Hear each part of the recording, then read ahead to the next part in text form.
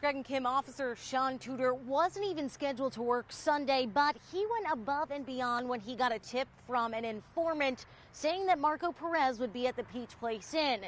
Now, he went to go lay eyes on Perez, but within seconds of pulling up, he had to take action. As we know, on Sunday at approximately 3:00 p.m., Officer Sean Tudor lost his life at the hands of Marco Perez. Trying to make sense of this senseless shooting case. Police say earlier this month, Marco Perez faked his own kidnapping to avoid a federal court hearing on a gun charge. Sunday afternoon, he wasn't running from the law, but running directly at Officer Sean Tudor within seconds of his arrival. As Officer Tudor pulled into the parking lot of Peach Place,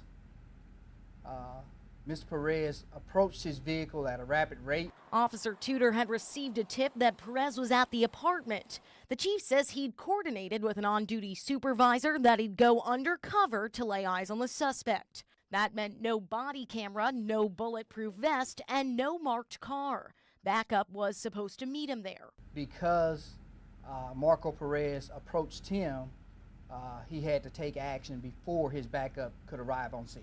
Chief says Tudor immediately identified himself. Perez kept charging.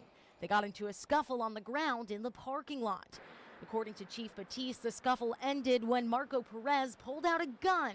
Firing multiple shots echoed on this neighbor's surveillance footage. Well, we believe at this point that Officer Tudor never had an opportunity to fire a shot. Chief Batiste says the investigation indicates Officer Tudor unholstered his gun at one point, but then had to reholster it to keep it away from Perez while they wrestled on the ground. He could not control the individual by having a weapon drawn and one free hand, so as a result of that, he had to holster his weapon, and at this point, we don't know if he ever redrew his weapon. Tonight at 6, I'll tell you how Marco Perez identified Officer Tudor, making it possible to charge and gun him down. Reporting live at Mobile Police Headquarters, Nicole Fierro, NBC 15 News.